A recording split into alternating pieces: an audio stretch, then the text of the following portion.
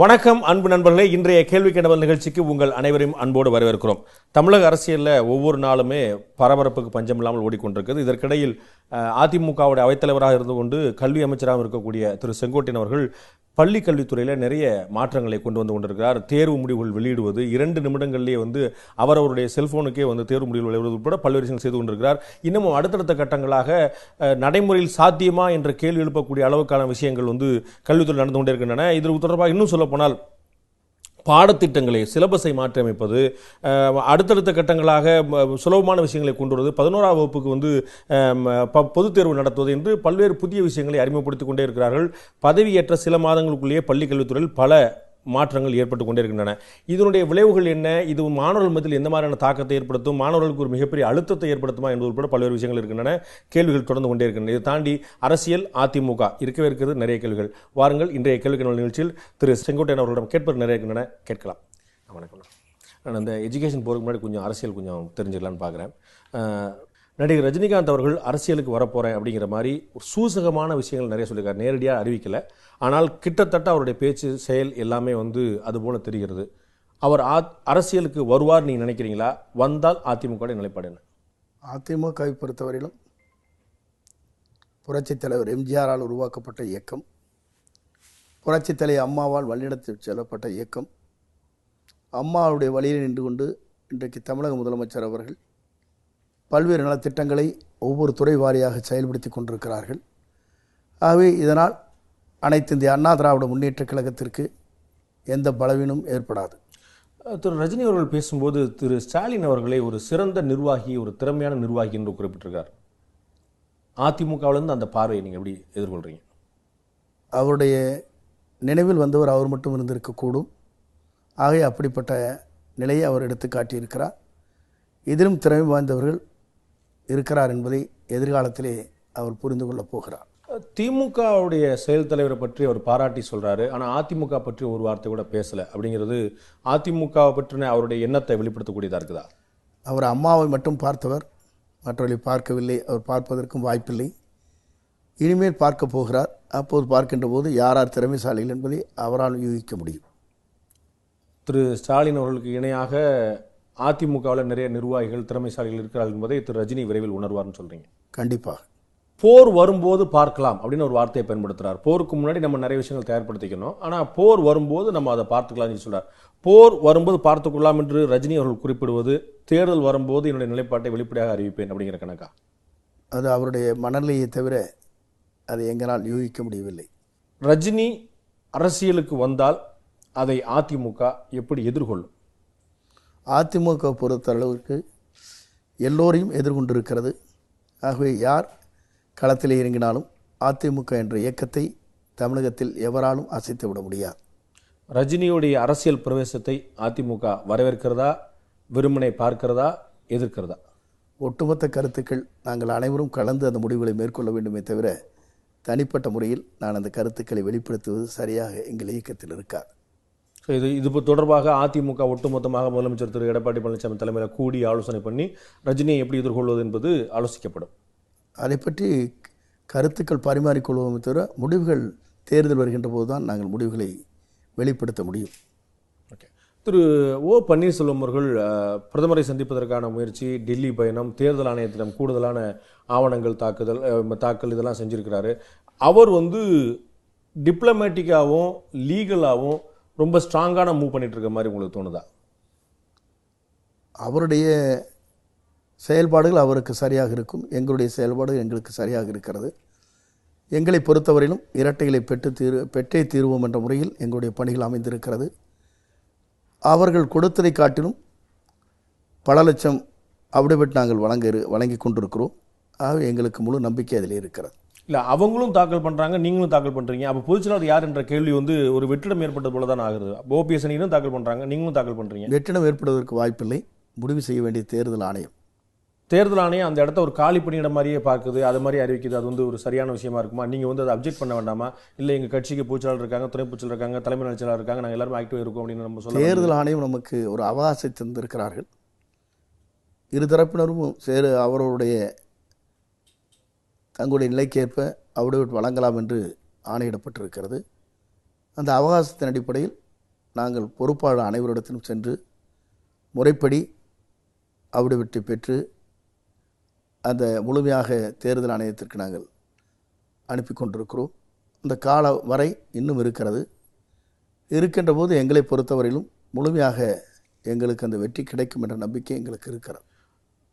திரு நரேந்திர மோடி அவர்கள் பாரத பிரதமரை திரு ஓ பன்னீர்செல்வம் அவர்கள் சந்திப்பது அவர்கள் பக்கத்தில் ஒரு பலம் சேர்ப்பது மாதிரியும் உங்கள் பக்கத்தில் ஒரு பலவீனம் இருக்க மாதிரியும் ஒரு எண்ணத்தை ஏற்படுத்துமா? ஏன்னா திரு தம்பிதுரை அவர்கள் தொடர்ந்து முயற்சி பண்ண போது பிரதமர் அவர்கள் பார்க்கல. அப்போ முதலமைச்சராக இருந்த திரு பன்னீர்செல்வத்தை தான் பார்த்தார். இப்போ திரும்பவும் சந்திப்பு அப்படிங்கிறது வந்து அதிமுகவில் உங்களுடைய பக்கத்துக்கு எங்களுடைய சந்திப்பு என்பது முதலமைச்சர் அவர்கள் எடப்பாடி பழனிசாமி அவர்கள் சென்று பாரத பிரதமரை சந்தித்திருக்கிறார். அதேபோல் மின்துறை அமைச்சர் அவர்களும் அவருடைய மின்துறை ஆளுமைக்கு உட்பட்டிருக்கிற அந்த கருத்தரங்களை கலந்துவிட்டு பாரத பிரதமரை சந்தித்திருக்கிறார். ஆகவே பாரத பிரதமரை பொறுத்தவரையிலும் சந்திப்பு என்பது என்றைக்கும் ஒரு வழக்கமாக இருக்கின்ற நிலை. அதே நேரத்தில் எங்களை பொறுத்தவரையிலும் முழுமையாக இந்திய திருநாட்டில் இருக்கின்ற பாரத பிரதமர் அவர்கள் இந்த ஆட்சியிலிருந்து முழு நம்பிக்கை வைத்திருக்கிறார். இல்லை, நீங்கள் சொன்னது போல் திரு எடப்பாடி பழனிசாமி இந்த மாநிலத்துடைய முதலமைச்சர், திரு தங்கமணி அவர்கள் இந்த மாநிலத்துடைய அமைச்சர். ஆனால் திரு ஓ பன்னீர்செல்வமும் தற்போது வந்து அமைச்சரும் கிடையாது, முதலமைச்சரும் கிடையாது. ஆனால் அவருக்கு ஒரு சந்திப்பு அப்படிங்கிறது வந்து ஒரு கூடுதல் முக்கியத்துவத்தை அவருடைய அணிக்கு தர மாதிரி இல்லையா? சந்திப்பு என்பது பாரதப்பருடைய இடத்திலே சென்று சந்திப்பது வேறு, பொறுப்பு என்பது வேறு. பொறுப்பில் இருக்கின்ற சந்திப்பது என்பது திட்டங்களை மட்டுமல்ல, அரசியல் ரீதியாகவும் பேசுவதற்கும் வாய்ப்பு இருக்கிறது. திரு ஓ பன்னீர்செல்வம், அதுதான் என்னுடைய கேள்வி. இந்த அரசியல் நோக்கம் அதில் இருக்குமோ அப்படிங்கிறது தான் என்னுடைய கேள்வியுமே கூட.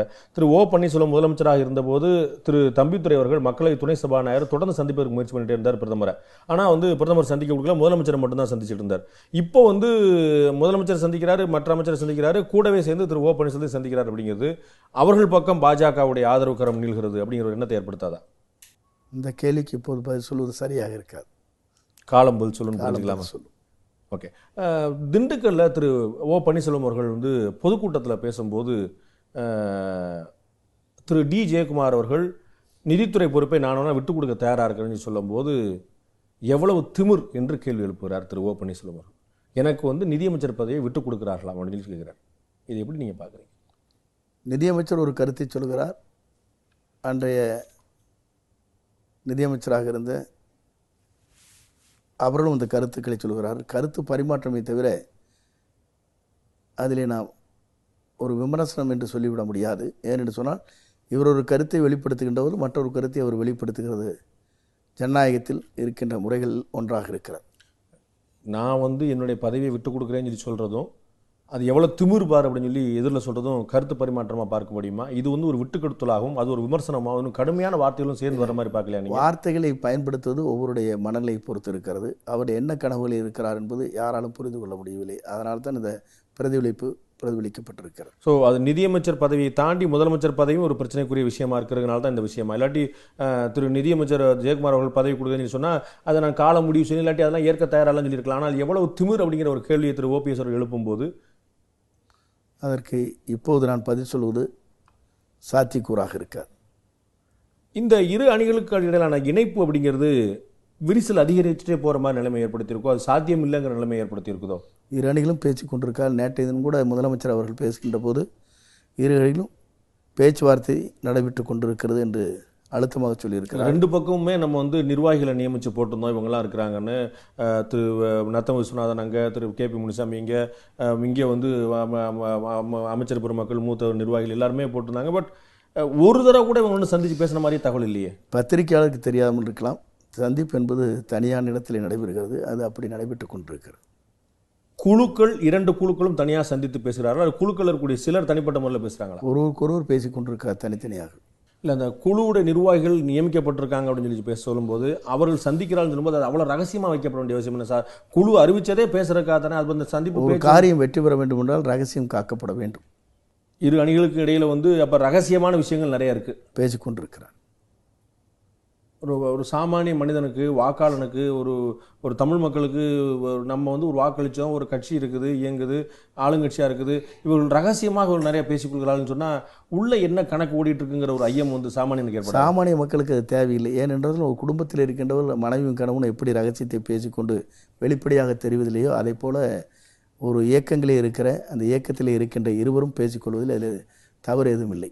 திரு ஓ பன்னீர்செல்வம் அவர்கள் நேரடியாக ஒரு வார்த்தையை பயன்படுத்துகிறார். எந்த தேர்தல் வந்தாலும் நீங்கள் உங்கள் அணியைச் சேர்ந்தவர்கள் டெபாசிட்டை இழப்பார்கள் சொல்லியிருக்கிறார். சொன்னது திரு ஓ பன்னீர்செல்வம் அவர்கள். நீங்கள் பேச்சுவார்த்தை நடந்து கொண்டிருக்கிறது என்று சொல்கிறீர்கள். அவருடைய கருத்து அப்படி இருக்கலாம். அதற்கு மாற்று கருத்து நான் சொல்வது இந்த சூழலில் சரியாக இருக்கா. இல்லை, இதை விட ஒரு விமர்சனம் நேரடியாக வச்சிட முடியுமான்னு எனக்கு தெரியல. திமுக கூட இந்த மாதிரி ஒரு விமர்சனத்தை வச்சிருக்குதான்னு எனக்கு தெரியல. அப்படிப்பட்ட ஒரு விமர்சனம் சொன்னபோது கூட நான் கருத்து சொல்ல விரும்பலைங்கிறது எனக்கு புரிஞ்சு கொள்ள முடியல. ஏனென்று சொன்னால் எங்களுடைய இலக்கத்திலே எங்களுக்கு தன்னம்பிக்கையும் வெற்றி பெற முடியும் எந்த தேர்தல் களம் வந்தாலும் என்பது எங்களுக்கு நம்பிக்கை இருக்கிறது. ஆகவே ஒவ்வொருடைய கருத்துக்களுக்கும் நாங்கள் வெளிப்படையாக கருத்து சொல்வது ஒரு வலிமைமிக்க இயக்கத்தில் இருக்கிற அனைத்து இந்திய அண்ணா திராவிட முன்னேற்ற கழகத்திலே அதுவும் ஆட்சியில் இருக்கின்றவர்களுக்கு அது தேவையற்ற ஒன்றாக இருக்கிறது. அப்படியானால் நீங்கள் உள்ளாட்சி தேர்தல் நடத்துவதற்கு ஏன் தயங்குகிறீர்கள்? எங்களுக்கு எந்த தயக்கமும் இல்லை. நடந்து முடிஞ்சிருக்கணும். நடந்து 6 மாதம் ஆயிருக்கணும், இன்னும் நடக்கவே இல்லையா? எங்களுக்கு எந்த தயக்கமும் இல்லை. எப்போது வழக்கு மன்றத்திலே அவர்கள் தீர்ப்பை வழங்கினாலும் உடனடியாக நடத்துவதற்கு நாங்கள் தயார். வழக்கு மன்றத்தில் உயர்நீதிமன்றத்தில் தீர்ப்பு வழங்கி நீங்கள் எப்போனா நடத்தலாம்னு சொல்லி மே மாதம் நடத்துங்க, ஜூன் மாதம் நடத்துங்கன்னு சொல்லியிருக்காங்க. தேர்தல் ஆணையம், மாநில தேர்தல் ஆணையம் தமிழக அரசு மீது சொல்லியிருக்கிறது. அவர்கள் தயாராக இருந்தால் அவர்கள் வேலையெல்லாம் முடிச்சு கொடுத்தாங்கன்னா நாங்கள் தேர்தல் நடத்த தயார் சொல்லியிருக்கு. மாநில தேர்தல் ஆணையம் மாநில அரசின் கட்டுப்பாட்டில் இருக்கிறது. மாநில தேர்தல் ஆணையம் முடிவு செய்து அதற்கு பிறகு சூழ்நிலைகள் ஏற்ப தேர்தல் நடத்த வேண்டும் என்பது விதிமுறைகளில் இருக்கிற ஒன்று. இல்லை, 6 மாதமாக நீட்டிச்சுட்டு போயிட்டோமே. நம்ம ஏற்கனவே ஒரு 6 மாதம் நீடிச்சோம், அடுத்த 6 மாதம் நீடிச்சிட்டோம். நம்ம காலத்தில் தேர்தல் நீங்கள் சொல்வது போல ஆளுங்கட்சி அமைதியாக இருக்கிறீர்கள், வெற்றி உங்கள் பக்கம் இருக்கிறது, நம்பிக்கை உங்கள் பக்கம் இருக்குது, இவ்வளோ விஷயம் இருந்துச்சுன்னா நீங்கள் உடனே இல்லை தேர்தல் நடத்தணும். மறைந்த முதலமைச்சர் ஜெயலலிதா அவர்கள் மருத்துவமனையில் இருக்கும்போதே தேர்தல் அறிவிப்புகள் ஜரூராக நடந்துட்டு இருந்துச்சு. எப்போது வேண்டுமானாலும் தேர்தலை சந்திப்பதற்கு அனைத்து இந்திய அண்ணா திராவிட முன்னேற்ற கழக தொண்டர்களும் அதிமுகவில் இருக்கிற நிர்வாகிகளும் தயாராகத்தான் இருக்கிறோம். அதை பற்றி எங்களுக்கு எந்த அச்சமும் இல்லை. அது காலத்தின் நிலை. இந்த பிளவுலாம் சரிப்பட்டு வரட்டும், அதுக்கப்புறம் நம்ம இணையலாம், நிதானமாகலாங்கிற ஒரு எண்ணம் இருக்குதோ, இல்லாட்டி இழப்பு நமக்கு இருக்கலாங்கிற ஒரு தயக்கமோ? அப்படி இருந்தால் இந்த ஆர்கே தேர்தலில் நாங்கள் நின்றுக்க முடியாது. இல்லை, இடைத்தேர்தலை நீங்கள் எதிர்கொண்டீங்கிறத மறுக்கல. ஆனால் இடைத்தேர்தலை எதிர்கொள்வதற்கும் கிட்டத்தட்ட ஒரு பொதுத் தேர்தலை எதிர்கொள்வதற்கும் 1000 வித்தியாசங்கள் உண்டு. உள்ளாட்சி தேர்தல் இடைத்தேர்தல் என்ன முடிவுகள் வருகிறதோ அதுதான் பொதுத் தேர்தலே அந்த முடிவுகள் மக்கள் எதிர்பார்ப்பார். இந்த உள்ளாட்சி தேர்தலில் அதிமுக எப்போ நடத்தினாலும் அதிமுகவுக்கு உள்ளாட்சி தேர்தலில் அதிக வெற்றி வாய்ப்பு இருக்குன்னு நினைக்கிறீங்களா? கண்டிப்பாக இருக்கும். அதிமுக 2 பட்டு கிடக்கும்போது திமுகவுக்கு ஏற்கனவே திமுகவுக்கு அதிமுக வாக்கு வித்தியாசமாக 1.5 விழுக்காடு தான் கம்மிங்கும் போது திமுக ஒரு பெரிய அட்வான்டேஜாக நிற்க நினைக்கலையா? வெற்றி என்பது காலம்தான் முடிவு செய்யும். எங்களை பொறுத்தவரை கவலைப்பட தேவையில்லை. இந்த குழப்பங்கள், அணியில் ஒருத்தருக்கு ஒருத்தர் குற்றச்சாட்டுவது, விமர்சனங்கள், திரு தினகரன், திருமதி சசிகலா, இது போன்ற விஷயங்கள் அதிமுகவுக்கு வாக்காளர் மத்தியில் ஒரு பின்னடைவை ஏற்படுத்த நீ நினைக்கலையா? இதற்கு பதில் சொல்ல இப்போது சரியாக இருக்காது. தேர்தல் வரட்டும், பின்னடைவா இல்லையாங்கிறது தெரியுன்றீங்க. அவ்வளவு நம்பிக்கையா, அவ்வளவு தயக்கமான எனக்கு புரியல. எந்த முழுமையான நம்பிக்கை எங்களுக்கு இருக்கின்ற காரணத்தின் அடிப்படையில் தான் உங்களுடைய கேள்விக்கு ஒன்றுக்கும் ஒன்று சிலதுக்கு நான் பதில் சொல்ல வேண்டும், சிலதுக்கு தேவையில்லை என்று முடிவு செய்வதற்கு காரணமே எங்களுடைய பலம் எங்களுக்கு தெரியும். மக்களுடைய பலம் எப்படி எங்கள் பின்னாலே இருக்கிறது என்பதை எங்களால் புரிந்து கொண்டதன் அடிப்படையிலே இந்த கருத்துக்களை நான் வெளிப்படுத்தி இருக்கிறேன். ஜனாதிபதி தேர்தல் வந்தால் உங்களுடைய ஆதரவு பாஜகவுடைய வேட்பாளருக்கு இருக்குமா? இப்போ நடக்கக்கூடிய விஷயங்கள் அன்றைய சூழலில் எப்படி முடிவு செய்ய என்பது முதலமைச்சர் மற்றும் இருக்கின்ற நிர்வாகிகளிடத்திலே நான் முடிவு செய்ய வேண்டுமே தவிர தனிப்பட்ட முறையில் அந்த கருத்துக்களை இப்போது நான் குறிப்பிடுவது இது சரியான நேரம் அல்ல. இல்லை, விமர்சனம் எப்படி வைக்கப்படுதுன்னு பார்த்தா, பாஜக அதிமுகவுடைய லகானை கையில் வைத்திருக்கிறது. அதனால் எப்படி பார்த்தாலும் அதிமுக பாஜகவுடைய ஜனாதிபதி வேட்பாளர் தான் ஆதரவு தெரிவிப்பார்கள் அப்படின்னு சொல்கிறாங்க. அது உண்மையானு தெரிஞ்சுக்கிறதுக்காக நான் கேட்குறேன். ஒவ்வொருடைய கருத்துக்கள் ஒவ்வொரு வகையாக இருக்கிறது. முடிவுகள் அப்போது குடியரசுத் தலைவர் தேர்தல் வருகின்ற போது தான் என்ன முடிவுகள் மேற்கொள்ளப்படும் என்பதை இங்கே இருக்கிற உயர்மட்டத்தில் இருக்கின்றவர்கள், கழகத்தின் முன்னோடி பொறுப்பாளர் அத்தனை பேர் முடிவு செய்வார்களே தவிர இந்த முடிவுகள் இப்படி இருக்குமா அப்படி இருக்குமா என்று கருத்து சொல்வது இப்போது சால பொருத்தமாக இருக்கா. மறைந்த முதலமைச்சர் ஜெயலலிதா இருந்தபோது திரு அப்துல் கலாம் அவர்களை மறுமுறை ஜனாதிபதி கொண்டு வருவதற்கு கடுமையான முயற்சி எடுத்தார்கள். அகில இந்திய அளவில் பல தலைவர்களை ஒருங்கிணைத்தார்கள். அதுபோன்ற வாய்ப்புகள் இதனும் இருக்கிறதா? காங்கிரஸ் கட்சியுடைய வேட்பாளர் ஆதரிக்கிறதுக்கான வாய்ப்புகள் இருக்குதா? இல்லாட்டி மாற்று வேட்பாளரை முன்னிறுத்துவதற்கான வாய்ப்பு இருக்கிறதா? திரு ஸ்டாலின் அவர்கள் அகில இந்திய அளவில் பல தலைவர்களை ஒருங்கிணைத்து சென்னையில் கூட்டம் நடத்துகிறார். திரு கருணாநிதி அவருடைய வைர விழாவை கொண்டாடுகிறார். அவ்வளவு ஆக்டிவாக திரு ஸ்டாலின் அவர்கள் இருக்கும்போது அதிமுக நாங்கள் இன்னும் முடிவெடுக்கவில்லை என்பது சொல்வது சரியாக இருக்குமா? அவர் எந்த முடிவும் அவரும் மேற்கொள்ளவில்லை. இப்போது அவர் முடிவு அறிவிக்கப்படும். அந்த காய் நகர்த்தல்கள் நகர்த்துவது வேறு, முடிவுகள் வேறு. நாங்கள் முடிவு செய்ய வேண்டிய இடத்துல இருக்கிறோம். அவர்கள் காயை நகர்த்தி கொண்டிருக்கிறார், அவ்வளவுதான். ஸோ நீங்கள் முடிவு செய்துட்டீங்களோ? முடிவு செய்து என்று நான் சொல்லவில்லையே. எல்லோரும் சேர்ந்து முடிவு செய்ய வேண்டிய நேரம் இருக்கிறது, அப்போது முடிவு செய்வோம். பாஜகவுடைய ஜனாதிபதி வேட்பாளருக்கு அதிமுகவுடைய ஆதரவு உண்டா இல்லையா? அதை பொறுத்தவரை நீங்கள் பொறுத்திருந்து பார்க்க வேண்டும். திரு ஸ்டாலின் அவர்கள் திரு டி ஜெயக்குமார் நிதியமைச்சர் பற்றி பேசும்போது சூப்பர் டூப்பர் சிஎம்மாக இருக்கக்கூடிய ஸ்பெஷல் சிஎம்ஆர் அடிஷனல் சிஎம்ஆர் சொல்ல அவர் பயன்படுத்தின வார்த்தை சூப்பர் டூப்பர் சிஎம்ஆர் இருக்கக்கூடிய திரு டி ஜெயக்குமார்னு சொல்லி சொல்கிறார். அமைச்சர்கள் சுதந்திரமாக செயல்படுகிறார்கள் அப்படின்னு இதை புரிந்து கொள்கிறதா, அமைச்சர்கள் முதலமைச்சருடைய கட்டுப்பாட்டில் இல்லைன்னு புரிஞ்சுக்கிறதா? இந்த விமர்சனம் திரு ஸ்டாலினுடைய விமர்சனம் எதை காட்டுகிறது? முழுமையாக எங்களுடைய இயக்கத்தை பொறுத்தவரையிலும் முதலமைச்சருக்கு கட்டுப்பட்டு தான் அமைச்சர் இருக்கிறோம். சில நேரங்களிலே பத்திரிகை தொலைக்காட்சி நண்பர்கள் எங்களை திடீரென்று கேள்வி கேட்கின்ற போது அதற்கு பதில் சொல்ல வேண்டிய இக்கட்டான சூழ்நிலை அவர்கள் சில நேரங்களில் கருத்துக்கள் பரிமாறப்பட்டிருக்கிறதே தவிர முழுக்க முழுக்க நம்முடைய அரசுடைய கொள்கைகள், முழுக்க முழுக்க நம்முடைய இயக்கத்துடைய கொள்கைகள், அதை பிரதிபலிப்பு தான் முதலமைச்சருக்கு கீழே இருக்கிற எங்களுடைய பணிகள். முதலமைச்சர் திரு எடப்பாடி பழனிசாமி அவர்கள் ஊட்டியில் வந்து பேசும்போது விரைவில் சட்டமன்றம் கூட்டப்படும் சொல்லி சொல்லியிருக்கிறார். சட்டமன்றத்தை கூட்டுங்கன்னு திமுக தொடர்ந்து கோரிக்கை வச்சுட்டே இருக்குது. பட்ஜெட் நிறைவேற்றியாச்சு, மானிய கோரிக்கைக்கான கூட்டம் கூட்டப்படலை. இந்த தாமதத்திற்கு இந்த இடைவெளிக்கான காரணம் என்ன? இதில் எப்படி நீங்கள் நியாயப்படுத்த முடியும்? இடைவெளிக்கான காலங்கள் சட்டமன்றம் கூடுகிற போது அதற்கு தெளிவான விளக்கங்களை எதிர்க்கட்சி தலைவர் கேட்கின்ற போது நாங்கள் விளக்குவோம். மக்கள் மன்றத்திலையும் சொல்லலாம் இல்லையா? மக்கள் மன்றத்தில் சொல்ல இப்போது அது சரியான நேரம் அல்ல. இல்லை, மக்கள் தான் வாக்களித்து சட்டசபைக்கு உங்களை அனுப்புகிறாங்க. மக்கள் தான் வாக்களிக்க. நிதிநிலை அறிக்கையை நிறைவேற்றுவதுதான் சட்டமன்றத்துடைய பிரதானமான வேலை. அதை நிறைவேற்றியாச்சு. அதன் பிறகு மானிய கோரிக்கைகளில் தான் அரசுடைய செயல்பாடுகள், நிதி ஒதுக்கீடுகள் எல்லாமே தெரிய வரும். மானிய கோரிக்கைகளுக்காக வரும்போது கவர்னர் வந்து இல்லை ஒத்தி வச்சாச்சுன்னு சொல்கிறார், தேதி குறிப்பிடப்படலை. இல்லை, நிதிநிலை அறிக்கை என்பது ஒவ்வொரு துறைக்கும் எவ்வளவு நிதிகளை ஒதுக்கலாம் என்று முடிவு செய்யப்பட்டது. ஒன்று ஷார்ட் செஷன் என்று சொல்வார்கள், நிதி மட்டும் ஒதுக்கிவிட்டு அதற்கு பிறகு 2 மாதம் 3 மாதம் கழித்து திமுக ஆட்சியில் இருக்கின்ற போதும் சரி, எல்லா ஆட்சிகளும் திமுக ஆட்சியில் 2009 கிட்டத்தட்ட ஒரு 4-5 மாதம் இடைவெளி இருந்துச்சுன்னு சொன்னாங்க எல்லாருமே. ஆனால் அதற்கான காரணம் வந்து தேர்தல் நடந்து கொண்டிருந்தது, பொது நடந்து சொல்லி திரு ஸ்டாலின் அவர்கள் விளக்குறார். ஆனால் இப்போ தேர்தல் மட்டுமல்ல, இப்போது எத்தனையோ பிரச்சனைகள் இருக்கிறது உங்களுக்கு தெரியாத ஒன்றாலும் இல்லை. அந்த பிரச்சனை தான் என்னன்னு கேட்கிறேன். சட்டமன்றத்தில் அதை வெளிப்படுத்துவோம். சட்டமன்றத்தை கூட்ட முடியாமல் இருக்கிற, சட்டமன்றத்தை கூட்ட முடியாது என்பது அல்ல, அதற்கு கால அவகாசம் இருக்கிற 6 மாத காலம். அதற்கு ஒரு சட்டமன்றம் முடிந்ததற்கு பிறகு 6 மாதம் காலம் வரைக்கும் 6 மாத இடைவெளியில் 2 சட்டமன்ற கூட்டத்தொடர் வந்து நடத்தலாம் இருக்கிறது. அது நம்ம இருக்கலாம். ஆனால் இது வந்து நிதிநிலை அறிக்கைக்கான கூட்டத்தொடர்ங்கிறது ஒரே தொடர் இல்லையா? அது கூட்டத்தொடர் இல்லையா? அது வந்து அதில் வந்து நடுவில் வந்து நிதிநிலை அறிக்கை முடிந்ததற்கு பிறகு இடைத்தேர்தலை சந்தித்தோம். இடைத்தேர்தலை சந்தித்ததற்கு பிறகு எங்களுக்கு கொஞ்சம் கால அவகாசம் தேவை என்று நாங்கள் முடிவு செய்தோம். அதன் அடிப்படையிலே சட்டமன்றத்தை கூட்டுவதற்கு முதலமைச்சரும் சட்டப்பேரவை தலைவர் அவரும் முடிவு செய்வார். அந்த கால அவகாசம் தேவைப்படுவது எதற்கு என்பதுதான் என்னுடைய கேள்வி. எதற்கு என்பது சட்டமன்றத்தில் நாங்கள் விளக்கப் போகிறோம் என்று சொல்லியிருக்கிறேனே. திரு தோப்பு வெங்கடாச்சலம், திரு செந்தில் பாலாஜி உள்ளிட்ட 11 சட்டமன்ற உறுப்பினர்கள் தனியாக கூடி ஆலோசனை நடத்தினார்கள் அப்படின்னு வருது. ஸோ ஏற்கனவே 2ஆ இருக்குதா 3ஆ இருக்குதா அப்படிங்கிற நிலைமை தாண்டி இப்போ 4ஆவும் ஆறக்கூடிய அபாயம் இருக்குதா அதிமுக? அதுபோன்ற கருத்துக்கள் வெளிப்படுத்தப்பட்டிருக்கிறதே தவிர எல்லோரும் எங்களை சந்தித்துக் கொண்டிருக்கிறார். இல்லை, தனித்தனியாக முதலமைச்சரை சந்திக்க முடியுது, அமைச்சர் பெருமக்களை சந்திக்க முடியுது, எல்லாருமே அணுகக்கூடிய அளவில் இருக்கிறாங்க அப்படின்னு தனித்தனியாக அவர் கூடி ஆலோசிக்க வேண்டிய அவசியம். ஏற்கனவே ஒன்று கேள்விப்பட்டிருந்தோம், தாழ்த்தப்பட்ட சட்டம் என்று யாராவது பெயர் பட்டியல் அங்கே இருக்கிறதா? இல்லை, நான் சொன்னேன் திரு தூப்பு வெங்கடாச்சலம் வந்திருக்காரு, திரு செந்தில் பாலாஜி இருந்திருக்கிறாரு. இல்லை, அவர்கள் வந்து பக்கத்தறையில் இருக்கிறார்கள். காலையிலும் மாலையிலும் உணவு சாப்பிடுகிற, காலையில் டிஃபன் சாப்பிட்றாலும் சரி, மத்தியானம் லஞ்சு போடுறாங்களா அவங்க போயிட்டு இருக்காங்க. இல்லை, அதில் குழப்பம் இல்லை. எம்எல்ஏ விடுதியில் வந்து எல்லாருமே இருக்கிறாங்க. 230 ஒட்டுக்க சேருது சகஜம் தானே. 2 பேர் 3 பேர் ஒட்டுக்க சேருது. 4 பேர் 5 பேர் ஒட்டுக்கவும் நாங்கள் மினிஸ்டர்ஸ் ஒட்டுக்க போகிறோம். அதே மாதிரி எம்எல்ஏக்கள் வராங்க. 11 பேர் சேர்ந்து 11 பேர் சேர்ந்தானே எந்த இடத்துல உங்களுக்கு பட வெளியிடப்பட்டிருக்கிறதா?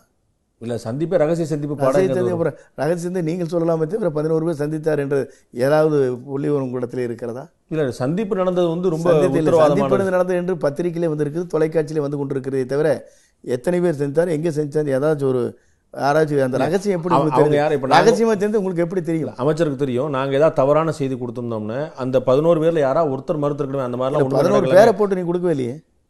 நான் வந்து ரொம்ப சுலபமாக 2 பேர் நான் சொல்லிட்டேன். 2 பேரை சொல்றதுங்கிறவங்க 2 பேர் கிட்ட பக்கத்து ரூம் இருக்கிறாங்க. பக்கத்தறையில் இருக்கிற அந்த மாதிரி சந்திப்பு நடக்கலன்னு அமைச்சர் சொல்றீங்களா? நடந்தது சாதாரணமான வழக்கமான சந்திப்புன்னு சொல்லுங்க. வழக்கமான சந்திப்பு அது. அதில் அரசியல் முக்கியத்துவம் எதுவும் இல்லை. நீங்கள் பள்ளிக்கல்வித்துறை அமைச்சராக பொறுப்பேற்ற பிறகு சில முக்கியமான மாற்றங்களை அறிவிச்சிட்டு இருக்கீங்க.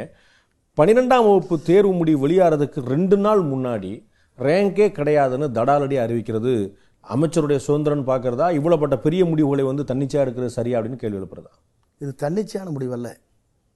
மக்களுடைய மன உணர்வுகளை, மாணவருடைய மன அழுத்தத்தை தெரிந்து கொண்டு பல நாட்களாக நாங்கள் சிந்தித்து முடிவு எடுக்கப்பட்ட ஒரு முடிவை தவிர எல்லோரும் பாராட்டுகின்ற முடிவாக இந்த முடிவு இருந்திருக்கிறது. அதே அடிப்படையில் ரேங்க் என்று சொல்லப்படுவது குறிப்பிட்ட மாணவர்களை மகிழ்ச்சி அளிக்குமே தவிர எல்லோருடைய மாணவருடைய உள்ளங்களிலும் பெரிய மன அழுத்தத்தை தருகின்ற நிலை இருக்கிறது என்பது பெற்றோர்களால், சிறந்த கல்வியாளர்களால், அதே நேரத்தில் மாணவர்களால் இன்றைக்கு வெளிப்படுத்தப்படுகிற அந்த நிலையை மாற்றி காட்டி. அதில் லாஜிக் எனக்கு புரியல. இப்போ ஃபஸ்ட்டு எடுத்தவங்கள ஃபஸ்ட்டுன்னு சொல்கிறதுல நமக்கு என்ன பிரச்சனை இருக்க முடியும்? தேர்தலில் ஜெயிக்கிறவங்கள தான் ஜெயிச்சவங்க சொல்ல முடியும். தோற்றவங்க வருத்தப்படுவாங்க, டெபாசிட் தான் வருத்தப்படுவாங்க அப்படிங்கிறக்கா வெற்றி பெற்ற இயக்கமோ கட்சியோ ஆளோ இல்லைன்னு சொல்லி சொல்ல போகிறோமா நம்ம?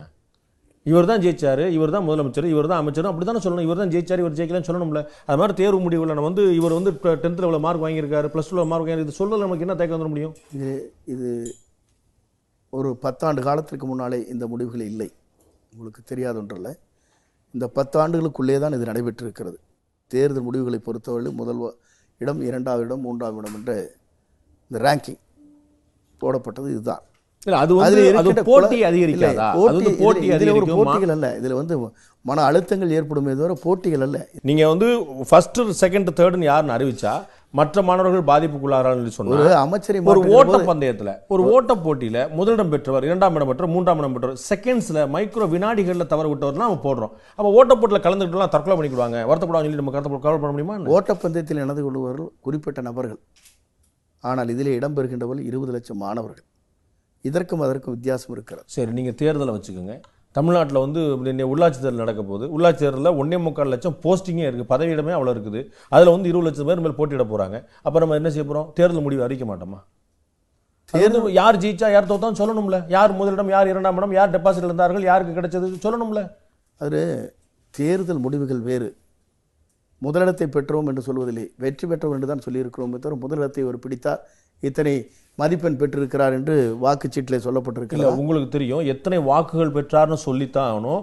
முதலிடம் பெற்றவர் தான் ஜெயிச்சவர். ஜெயிச்சவர் எங்கேயாவது சொல்லி இருக்கிறதா? இல்ல, முதலிடம் பெற்றவர் தான் ஜெயிச்சவர். வாக்குகள் வாங்கி பெற்றார் என்று சொல்லுகிறோமே தவிர முதலிடத்தை பெற்றிருக்கிறார். அமைச்சருடைய தேர்தல் அனுபவம் வந்து என்னுடைய வயசை வந்து மீறி விஷயம். நான் கேட்கிறேன், ஒரு வாக்கு வித்தியாசத்தில் ஜெயிச்சாவோட ஜெயிச்சதானே சொல்லிருக்கோம். வெற்றி பெற்றிருக்கிறார், அவ்வளவுதான். முதலிடம் பெற்றவர் தானே வெற்றி பெறுவார். முதலிடம் பெற்றார்னு சொன்னால் வெற்றி பெற்று ஒரே ஓட்டு வித்தியாசத்தில் வெற்றி பெற்றாலும் வெற்றி பெற்றவர் தான் என்று சொல்லுகிறார். அப்படி ஒருத்தரை நம்ம வெற்றி பெற்றவரா அறிவிக்கும் போது மற்றவர்கள் மனநலம் பாதிக்கப்படும் நம்ம கவலைப்பட முடியுமா? அதுல என்ன, அதுக்கு என்ன சம்பந்தம் எனக்கு புரியல. அது குறிப்பிட்ட எல்லைக்குள்ளே இருக்கிறது. ஒரு 10 பேர் 15 பேர் போட்டியிடுவது வேறு, 20 லட்சம் மாணவருடைய மன அழுத்தங்கள் வேறு, 20 லட்சம் பெற்றோருடைய மன அழுத்தங்கள் வேறு. இதனால் எத்தனையோ தற்கொலைகள் ஏற்பட்டு தற்கொலை செய்து கொண்டிருக்கிற நிலை தமிழ்நாட்டில் நிலவி. இந்த முடிவை நீங்கள் அறிவித்த பிறகு, +2 தேர்வு நடந்த பிறகு, அதற்கு பிறகு 5 மாணவர்கள் தற்கொலை செய்திருக்கிறார். இதை விட கூடுதலாக முந்தைய ஆட்சி காலத்தில் நடைபெற்றிருக்கிறது. அந்த எண்ணிக்கை குறைஞ்சிருக்கு, எண்ணிக்கை குறைக்கப்பட்டிருக்கு. மன அழுத்தத்தில் இருக்கக்கூடிய மாணவர்களுக்கு நீங்க வந்து சைக்காலஜிக்கலான பாடம் நடத்தணும், வகுப்புகள் நடத்தணும், மாரல் வகுப்புகள் நடத்தணும், அந்த மாதிரி விஷயங்கள் பண்றது விட்டு ஜெயிச்சவன் சொல்ல மாட்டேன், ஃபர்ஸ்ட் வாங்கணும்னு சொல்ல மாட்டேங்கிறது என்ன மாதிரியான எனக்கு புரியலையே. அது என்ன தாக்கத்தை ஏற்படுத்தும் நீங்க எதிர்பார்த்து? என்ன தாக்கத்தை ஏற்படுத்தி இருக்கிறது உங்களுக்கு வெளிப்படையாக சொல்ல சரியாக இருக்காது என்று நான் கருதுகிறேன். இதனால் ஒரு தனியார் கல்வி நிறுவனங்கள் அதிலே வந்து கமர்ஷியலாக அதை பயன்படுத்துகிறார் என்பது உங்களுக்கு தெரியாத ஒன்றல்ல. அந்த நிலை மாற்றப்பட வேண்டும் என்பதுதான் இந்த அரசுடைய நோக்கம். பள்ளிக்கூடங்கள்லாம் வந்து இந்த மாதிரி முதலிடம் பெற்றவர்கள், 2ஆம் இடம் பெற்றவர்கள் சொல்லிட்டு அவங்க விளம்பரம் செய்யக்கூடாதுன்னு சொல்லிட்டு அடுத்த ஒரு உத்தரவு பிறப்பிச்சிருந்தீங்க. ஏன் விளம்பரம் செய்யக்கூடாது? நான் ஒரு நல்ல பள்ளிக்கூடம் நடத்துறேன் அப்படின்னு சொன்னா என்னுடைய மாணவர்கள் நல்ல மதிப்பெண் பெறாங்க, அதை நான் விளம்பரம் பண்றேன், என்ன தவறு, என்ன குற்றம், என்ன சட்டப்பிழை? அதுல சட்டப்பிழைன்னு நான் சொல்லவில்லைங்க. ஏன்னா ஒரு விளம்பரத்தால் மக்களை கவருவது அது வேண்டாங்கிறது எங்களுடைய இது. இல்லை உங்கள் ஸ்டூடெண்ட் நல்லா இருக்குன்னு சொன்னால் அந்த பேரண்ட்ஸ் அக்செப்ட் பண்ணிக்கிறேன், பேரண்ட்ஸும் பல இடத்துல சொல்ல போகிறேன். இல்லை அமைச்சர், நான் எனக்கு அரசுடைய செயல் திட்டங்கள் இருக்குது, அதில் நிறைய புது விஷயங்களை உருவாக்குறீங்க, புது திட்டங்கள் உருவாக்குறீங்க, அதை விளம்பரம் பண்ணுறோம். இந்த மாதிரி திட்டம் 3 மாதத்தில் டெவலப் பண்ணியிருக்கோம், 1 வருஷத்தில் டெவலப் பண்ணியிருக்கோம் நம்ம சொல்கிறோம். இது வந்து தவறு இல்லையே. நீங்கள் என்ன செஞ்சீங்க? ஒரு குறிப்பிட்ட எல்லைக்குள் இருக்கிற ஒரு 500 மாணவர்கள் 1000 மாணவர்களை தேர்ச்சி செய்து அவர்களுக்கு வந்து பயிற்சி அளிப்பது வேறு. ஆனால் அடித்தட்டு மக்களுக்கு கிட்டத்தட்ட ஏறத்தாழ தமிழ்நாட்டில் இருக்கிற 1,21,00,000 மாணவர்களே ஒரு 10 லட்சம் மாணவர்கள் மட்டும்தான் தனியார் கல்லூரியில் சேர்கிறார் கல்விக்கூடங்களிலே. அந்த தனியார் கல்வி நிறுவனங்கள் கிட்டத்தட்ட ஒரு 20,000 கல்லூரி நிறுவனங்கள் இருக்கிறது என்று சொன்னால் அந்த 20,000 நிறுவனங்கள் நீங்க அரசு பள்ளியில் இன்னைக்கு அறிவிக்கலாம். இன்னைக்கு வந்து கிட்டத்தட்ட 55% வந்து தனியார் பள்ளிகள் தான் இருக்கிறாங்க, இல்லாட்டி அரசு உதவி பெறும் பள்ளிகள் இருக்கிறாங்க. அரசு பள்ளிகள் இல்லை. 45% பள்ளிகள் தான் வந்து அரசு பள்ளிகளாக இருக்குது. மிச்சம் 55% பள்ளிகள் வந்து உதவி பெறும் பள்ளிகளாவோ தனியார் பள்ளிகளாக இருக்கும். அரசு பள்ளிகள் அதிகரிக்கலாமே. நாம் வந்து சுகாதாரத்திலையும் உள்கட்டமைப்புலையும் கல்வியிலையும் வெளியே வந்துக்கிட்டே இருக்கிறோம் அரசுடைய செயல்பாடு. இது எங்களை பொறுத்தவரைக்கும் நாங்கள் சொல்கிறது என்னங்க, காலப்போக்கில் தான் ஒன்றரை மாற்ற முடியும். முதல்ல வந்து கல்வி கற்கிறதுக்கே மாணவர் வருவது குறைவாக இருந்தது. புரட்சித் தலைவர் எம்ஜிஆர் சத்துணவு திட்டத்தை கொண்டு வந்தால் மாணவர் சேர்க்கை அதிகமானது. அதற்கு பிறகு கல்வியில் ஒரு தரத்தை கொண்டு வர வேண்டும் என்பதற்காகத்தான் அம்மா இந்த இவ்வளோ திட்டங்களுக்கு 14 பொருட்களை கொடுத்து வழங்கி அந்த மாணவருடைய தேர்ச்சியை கூடுதலாக்க வேண்டும் என்று நாம் முடிவு செய்கிறோம்.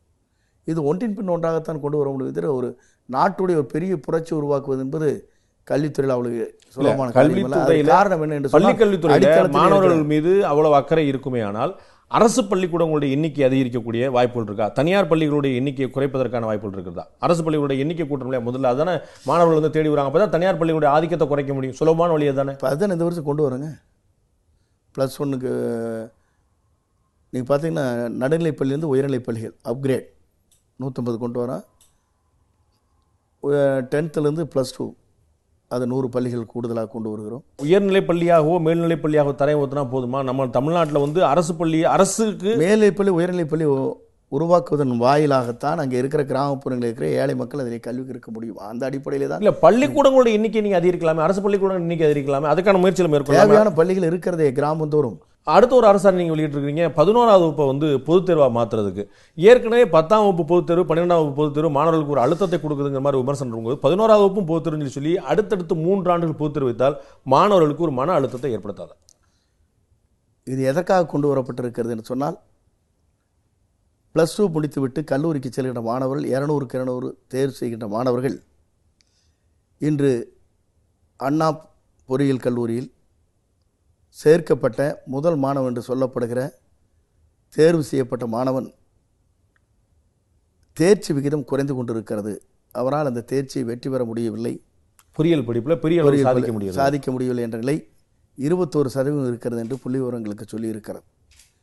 அது மட்டுமல்ல, மத்திய அரசு கொண்டு வந்திருக்கிற பல்வேறு புதிய கொள்கை முடிவுகள், கல்வித்துறையில் கொண்டு வரப்பட்டிருக்கிற கொள்கை முடிவின் காரணமாக அதற்கேற்ப மாணவர்களை கொண்டு வர வேண்டும் என்ற நோக்கத்தோடு தான் இந்த +1 தேர்வு கொண்டு வர வேண்டும் என்று நாங்கள் முடிவு செய்தோம். இது ஒரு மாணவர்களுக்கு மன அழுத்தத்தை அதிக கண்டினியூஸாக 3 ஆண்டுகளுக்கு வந்து பொதுத் தேர்வு சொல்லி சொல்லும்போது அவர்களுக்கேற்ப அந்த கல்வி முறைகளை, அந்த தேர்வுகளை நாங்கள் மாற்றி காட்டுவதற்கு இந்த அரசு நடவடிக்கை மேற்கொண்டிருக்கிறது.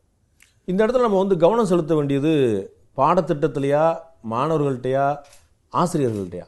ஆசிரியர்களை நம்ம வந்து அந்தளவுக்கு எஜுகேட் பண்ணியிருந்தோம்னா மாணவர்களுக்கு இந்த மாதிரி அழுத்தம் இருக்காது நம்ம நினைக்கலாம்ல. இல்லை, பெற்றோர்களை பார்க்கின்ற போது பெற்றோருடைய வாழ்த்துக்கள் பெற்றுக்கொண்டிருக்கிறோம். பெற்றோர்கள் அனைவருமே அதைத்தான் விரும்புகிறார்.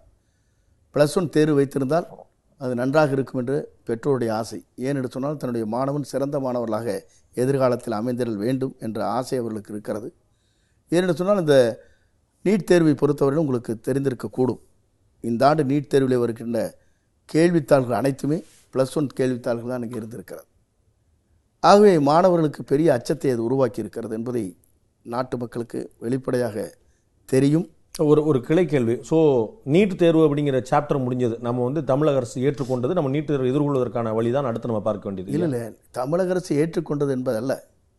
தமிழக அரசு முழுமையாக நீட் தேர்வை தமிழகத்திற்கு விதிவிலக்கு அளிக்கப்பட வேண்டும் என்று நாங்கள் வலியுறுத்தி கொண்டே இருக்கிறோம். ஆனால் அந்த வலியுறுத்தலை தாண்டி நடந்து முடிந்து விட்டது. இல்லை, அடுத்த முறை நடப்பதை எதிர்கொள்வது எப்படின்னு நம்ம தயாராக வலியுறுத்தி கொண்டே இருக்கிறோம். எங்களுடைய நிலைப்பாடுகள் இதுதான். இல்லை, ஒரு எதிர்க்கட்சியில் வலியுறுத்தலாம், மாணவர்கள் வலியுறுத்தலாம், பெற்றோர் வலியுறுத்தலாம், ஆட்சியில் இருக்கக்கூடிய அரசாங்கம் வலியுறுத்தி கொண்டே இருக்கணும்னு சொன்னா சரி. இப்போ ஒவ்வொரு கொள்கையும் நீங்கள் பார்க்கின்ற போது காவிரி நீர் தண்ணீர் திறந்து விட வேண்டும் என்றால் நாங்கள் வலியுறுத்தி கொண்டிருக்கிறோம். முல்லை பெரியார் நீதிமன்றத்துக்கு போய் தமிழக அரசுக்கு சாதகமான தீர்ப்பை மறைந்த முதலமைச்சர் ஜெயலலிதா அவர்கள் பெற்றார்கள். அதே காவிரி பிரச்சனையில். அதுபோல நீட் மாதிரி பிரச்சனையில் நீதிமன்றத்தில் நம்ம போய் நம்மளுடைய நம்ம பக்கம் நியாயம் இருந்தால் நம்ம வெற்றி பெற்றுக்க முடியும் இல்லையா? இல்லை, இப்போதுதான் அவர் முடிவை அறிவித்திருக்கிறார். அதற்கு பிறகுதான் அதை பற்றி சிந்திக்க வேண்டி இருக்கிறார். இந்த +1ல் கண்டினியூஸாக 3 இயர்ஸ் வந்து ஒரு பப்ளிக் எக்ஸாம் சொல்லி சொல்லும்போது மாணவர்கள் மத்தியில் ஒரு மன உளைச்சலை ஏற்படுத்திடும். அது பெற்றோர்களுக்கு இன்னும் சுமையாக மாறும். குறிப்பாக ஆசிரியர்களுக்கு கூட அது ஒரு அழுத்தத்தை ஏற்படுத்தும். ஏன்னா வந்து ஒவ்வொரு முறையும் பொதுத் தேர்வு என்று சொல்லும்போது அந்த ரிசல்ட்டை வந்து அரசாங்கம் வெளியிடும் போது அதில் எவ்வளோ பாஸ் பர்சன்டேஜ்னு பார்க்க வேண்டியிருக்குது. அப்போ டீச்சர்ஸுக்கும் வந்து ஒரு பெரிய ப்ரெஷரை கொண்டு வர மாதிரி ஆகிடாது. அது போன்ற நிலைகள் இருக்கக்கூடாது என்பது முறையிலே தான் நாங்கள் பல்வேறு மாற்றங்களை அரசு கொண்டு வர இருக்கிறது. 10th +2க்கு இருக்கிற தேர்ச்சி வேறு வகையாகும், +1ற்கு வேறு வகையாகவும் கொண்டு வருவதற்காக இந்த அரசு முயற்சிகள் மேற்கொண்டிருக்கிறது. ஏனென்று சொன்னால் அந்த தேர்ச்சி விகிதத்தை பொறுத்தவரையிலும் எப்படி கொண்டு வந்தால் முழுமையாக இந்த மாணவர்கள் தேர்ச்சி பெற முடியும். தேர்ச்சி பெற்றது மட்டுமல்ல, தேர்ச்சி பெறாமல் யாராவது மாணவர்களுக்கு சில நிலைகள் ஏற்படுமேயானால் +2விலே அந்த தேர்ச்சி பெறுவதற்கு அந்த வாய்ப்புகள் அளிக்கப்படும். தொடர்ந்து புரியல. +1ல வந்து தேர்ச்சி பெறாமல் இருந்தால் அவர் தொடர்ந்து +2விலே சேர்த்தப்படும். +2விலே அந்த தேர்ச்சி பெறாத மாணவர்கள் எந்தெந்த சப்ஜெக்டிலே தேர்ச்சி பெறவில்லையோ அதை தொடர்ந்து +2விலே எழுதி கொள்ளலாம். கல்லூரிகளில் அந்த செமஸ்டர் முறையில் இருக்கிற மாதிரி அதே நிலை.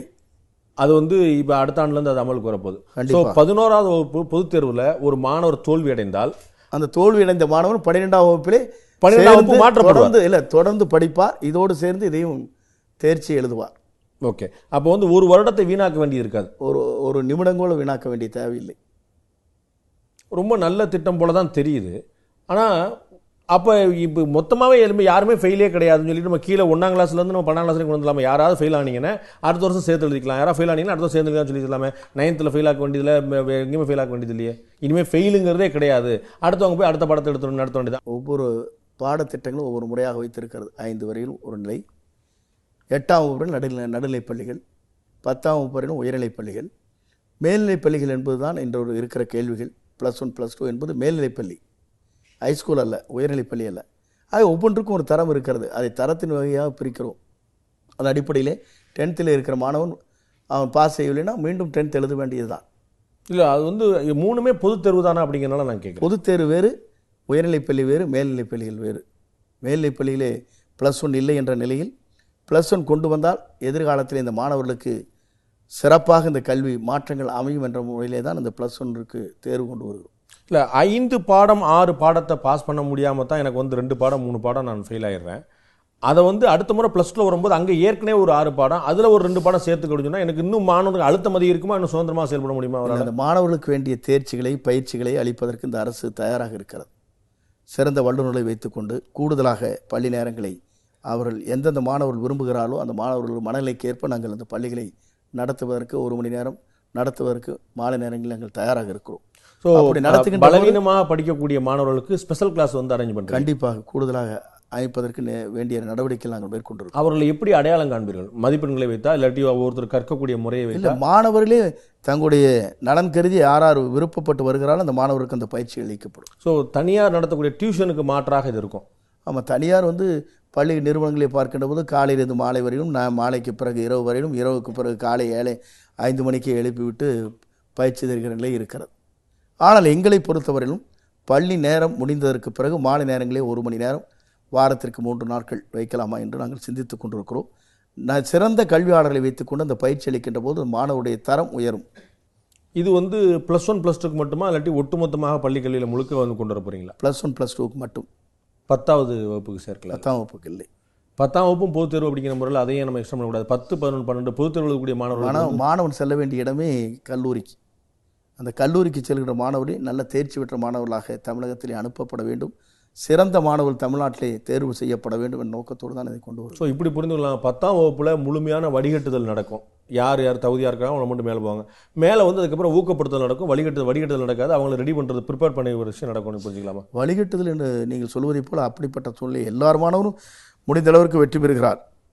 1%, 2% தான் தோல்வி ஏற்படுகிறது ஒரு மதிப்பெண் அடிப்படை. ஆனால் அதே நேரத்தில் +2ஐ பொறுத்தவரையில் அடுத்தது கல்லூரிக்கு செல்கிறார். அந்த கல்லூரிக்கு செல்கிற போது நல்ல கல்லூரியிலே சிறந்த மாணவர்களாக அவளை உருவாக்கப்பட வேண்டும். ஆண்டுதோறும் அந்த கல்லூரியில் படிக்கின்ற போது அரியர்ஸ் இல்லை என்ற நிலையை உருவாக்கப்பட வேண்டும். அவருடைய கல்வித்தரம் உயர்த்தப்பட வேண்டும் நோக்கத்தோடு தான் இதை கொண்டு வந்திருக்கிறோம். அதே மாதிரி பாடத்திட்டத்தையும் மாற்றமைக்கணுங்கிற ஒரு கேள்வி வருது. கிட்டத்தட்ட ஒரு 10-12 ஆண்டுகளாக +2க்கான பாடத்திட்டம் மாற்றப்படலை அப்படிங்கிற விஷயம் இருக்குது. பாடத்திட்டத்தை வந்து இந்த ஆண்டு முதலே மாற்றிடுறோமா? அதுக்கு ஏதாவது திட்டம் இருக்குதா? +1 +2ஐ பொறுத்தவரை 12 ஆண்டு காலமாக மாற்றப்படவில்லை. அதே போல் 1ஆம் வகுப்பிலிருந்து 6ஆம் வகுப்பு வரையிலும், அதே போல் 5ஆம் வகுப்பில் 6ஆம் வகுப்பிலிருந்து 10ஆம் வகுப்பு வரையிலும் ஏறத்தாழ 6 அல்லது 7 ஆண்டு காலம் மாற்றப்படவில்லை. அனைத்தையும் மாற்றப்படுவதற்காக நடவடிக்கை நாங்கள் மேற்கொண்டிருக்கிறோம். அந்த நடைமுறைகள் 3 ஆண்டு காலத்திலே படிப்படியாக எந்தெந்த வகுப்பறையிலே என்னென்ன மாற்றங்களை நாங்கள் உருவாக்கலாம் என்பதை இந்த அரசு இன்று மாலை முடிவு செய்யும். ஸோ ஒட்டுமொத்தமாக தமிழ்நாட்டில் பள்ளிக்கல்வியில் பாடத்திட்டத்தை மாற்ற போகிறோம் அடுத்த 3 ஆண்டுகளில். எந்தெந்த வகுப்பு அப்படிங்கிறது வந்து இப்போ அறிவிக்க போகிறோம் நம்ம? அந்த ஜியோ என்கிட்ட இல்லை, இன்னைக்கு அவன் போய் தனக்கு கையெழுத்து போடணும். ஓ எந்தெந்த ஆண்டுங்கிற இனிமேல் நம்ம முடிவு எடுக்கணும். அதில் போட்டாச்சுங்கண்ணா, போட்டாச்சு. ஜியோ கையெழுத்து போட்டதுக்கு அப்புறம் தான் உங்கள்கிட்ட சொல்லணும், டிக்ளேர் பண்ணணும். அதுக்கு தானே மாணவர்களுடைய தகுதியை மேம்படுத்துறதுக்கு நிறைய விஷயங்கள் நீங்கள் முயற்சி பண்ணுறீங்க. பாடத்திட்டத்தில் மாற்றம், பொதுத் தேர்வு கொண்டு வருதுன்ட்டு. ஆசிரியர்களுடைய தகுதி அதிகரிக்கிறதுக்கு என்ன செய்ய போகிறோம்? அதில் ஏதாவது முழு பயிற்சிகள் அளிக்கப்பட்டு வருகிறது. ஆண்டுதோறும் பயிற்சி அளிக்கப்பட்டிருக்கிறது. இந்த சிலபஸை பொறுத்தவரையிலும் சிறந்த கல்வியாளர்களை வைத்துக்கொண்டு ஆசிரியர்களுக்கும் பயிற்சி அளிக்கின்ற நிலை உருவாக்கப்படும். மூன்றாவதாக நீங்கள் பார்க்கின்ற போது சிறந்த கல்வியாளர்கள் மாவட்ட வாரியாக,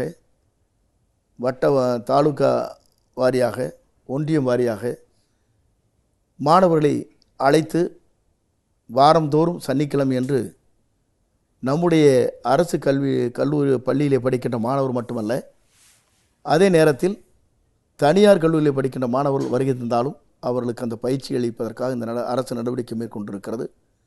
அதன் மூலமாக மாணவர்கள் ஐஏஎஸ் போன்ற பயிற்சிகளை, தேர்வுகளை எழுதுவதற்கு கூட தயார்படுத்துவதற்கு இந்த அரசு நடவடிக்கை மேற்கொண்டிருக்கிறது. 32 நூலகங்களில் நீங்கள் பார்க்கின்ற போது மாவட்ட அளவில் இருக்கின்ற தலைநகரத்தில் இருக்கிற நூலகங்களில் 2,13,00,000 ரூபாய் செலவிலே ஐஏஎஸ், ஐபிஎஸ் போன்ற பாடத் தேர்வுகளை படிப்பதற்கான நூல்கள், அதே போல் group 1 service, group 2, group 3, group 4 போன்ற அந்த பாடங்களை படிப்பதற்காக நூலகங்களிலே அந்த பாடநூல்களை இங்கே வைத்திருக்கிறோம். ஆகவே பயிற்சி என்பது தேர்ச்சி பெற்றவர்களை வைத்துக்கொண்டு பயிற்சிகள் அளிப்பதற்கு இந்த அரசு தயாரான நிலையில் இருக்கிறது. காரணம், இந்த அரசை பொறுத்தவரையிலும் வண்ண உடைகளை இந்த மாணவர்களுக்கு வழங்குவதற்கு தயாராக இருக்கிறது. யூனிஃபார்ம் மாற்ற போகிறோமா? மாத்திரம் கலர் யூனிஃபார்ம் கொடுக்க போகிறோமா? எல்லா 1லேருந்து +2 வரைக்கும் எல்லாருக்கும் ஒரே மாதிரி? 1லிருந்து 5 வரை, 6லிருந்து 10 வரை, 11, 12 தனியாக 3 விதமான சீருடைகள் வந்து அமைக்கப்படும். அது வந்து கலர்ஃபுல்லான சீருடைகள். அவங்க வந்து யூனிஃபார்ம் போட்டிருக்கிறோம் அப்படிங்கிற ஒரு கில்ட்டியை கொடுக்காம அந்த மாதிரியான ஒரு சீருடை. அது வந்து அடுத்த ஆண்டில் அமல்படுத்தும். அடுத்த ஆண்டு அமல்படுத்த போகிறோம். சீருடையில் மாற்றங்கள் இருக்கிறது. என்னுடைய கேள்வி வந்து இந்த ஸ்மார்ட் கார்டு கொண்டு வருகிறோம். மாணவருடைய எண்ணிக்கை எப்படி இருக்கிறது, எந்த வகுப்பறையிலே மாணவர்கள் இருக்கிறார்கள், கற்றுக்கொள்கிறார் என்பதை கொண்டு வருவதற்காக ஸ்மார்ட் கார்டு கொண்டு வர இருக்கிறது. ரேங்க் கார்டுக்கு பதிலாக ஸ்மார்ட் கார்டுடைய நிலையே எப்படி என்றால் அவருடைய புகைப்படம், அவருடைய முழு விவரங்கள் அவரை பற்றி, அதே போல் அவருடைய பிளட் குரூப், அவருடைய இன்கம் சோர்ஸ், அதே நேரத்தில் ஆதார் அட்டையினுடைய எண், ரேஷன் அட்டையினுடைய எண் அங்கே பொறிக்கப்படும். அந்த மாணவர் எங்கே சென்றாலும் அவருடைய முகவரியை இந்தியாவிலே எங்கு வேண்டுமானாலும் எடுத்துக்கொள்ளலாம். இது எப்போ அமலுக்கு வருது அமைச்சர்? இந்த பள்ளி கல்வித்துறை மானியம் வருகின்ற போது அதை அறிவிப்பேன். ஒரு சந்தேகம் வந்தது அமைச்சர்கிட்ட பேசும்போது, தமிழ் வழியிலே தான் வந்து தேர்வு நடத்தணும், தமிழ் வழியில தான் பாடம் நடத்தணும்னு சொல்லி சொல்லும்போது சிறுபான்மை பள்ளிகள் வந்து எங்களுக்கு வந்து தமிழ் தேர்வில் வந்து விலக்கு அளிக்கணும்னு கேட்டிருக்காங்க. நீதிமன்றத்தில் அந்த பிரச்சனை இருக்குது. தேர்தலும் போது கூட திமுக வந்து நாங்கள் தமிழ் வழியிலேருந்து அவங்களுக்கு விலக்கு கொடுக்கறதுக்கு முயற்சி பண்ணணும்னு சொல்லுவாங்க. அதில் ஏதாவது நிலைப்பாடு எடுத்திருக்குது அரசாங்கம்? இல்லை, அரசை பொறுத்தவரையிலும் நாங்கள் எடுத்திருக்கிற முடிவுகள் என்ன என்று சொன்னால், அந்தந்த மொழிகளில் எழுதுகின்றவருடைய அதில் எந்த பிரச்சனையும் எங்களுக்கு இல்லை. தமிழ் வழி கற்கின்ற மாணவர்களுக்கு மட்டும் இந்த ஆண்டு இந்த ஸ்காலர்ஷிப் வழங்குவது அவர்களுக்கு முழுமையாக வழங்கலாம் என்று நாங்கள் முடிவு செய்திருக்கிறோம். ஸோ தமிழ் வழியில் கற்பவர்களுக்கு அரசாங்கத்துடைய மானியங்கள், ஸ்காலர்ஷிப் வந்து ஃபுல்லாக கிடைக்கும், மற்ற மொழியில் படிப்பவர்களுக்கு கிடையாது. அந்த நிலைகளை நாங்கள் மேற்கொள்ளலாம் என்று முடிவு செய்திருக்கிறோம். ஓகே, நான் என்னுடைய கேள்வி என்னென்னா, தமிழ் படிக்காமலேயே, தமிழில் தேர்வு எழுதாமலேயே படிக்கணுங்கிறது தமிழ்நாட்டில் சரியான்னு கேட்குறேன். இப்போ அண்டை மாநிலங்கள் எல்லாருமே தமிழ் படிக்காமல் வெளியே வர முடியாதுன்னு சொல்லும்போது சிறுபான்மை பள்ளிகள் வந்து இந்த கேள்வி எழுப்பி இந்த கோரிக்கையை வச்சிருக்கிறாங்க. நமக்கு பக்கத்தில் பார்த்தீங்கன்னா நம்ம ஆந்திரா, கர்நாடகா, கேரளா பாட்டில் இருக்கக்கூடிய பள்ளிகள் வந்து கர்நாடகா பாடம் நடக்குது, உருது நடக்குது, தெலுங்கு நடக்குது, மலையாளம் நடக்குது. ஸோ அந்த மாதிரி வந்து அந்த மற்ற மொழிகளுக்கு விலக்கு கொடுக்க போகிறோம். ஒவ்வொரு மாநிலம் ஒவ்வொரு கொள்கை முடிவுகள் மேற்கொண்டு இருக்கிறது. நம்முடைய மாநிலத்திலும் இது போன்ற அனைவரையும் அழைத்து பேசி என்ன கொள்கை முடிவுகளை மேற்கொள்ளலாம் என்பதை அரசு பரிசீலிக்கும். நன்றி அமைச்சர். இவ்வளவு நேரம் உங்களுடைய கருத்தை, உங்களுடைய நேரத்தை எங்களோட ஒதுக்கியதுக்கு நன்றி. உங்களுடைய நல்ல நோக்கங்கள் நிறைவேற வாழ்த்துக்கள்.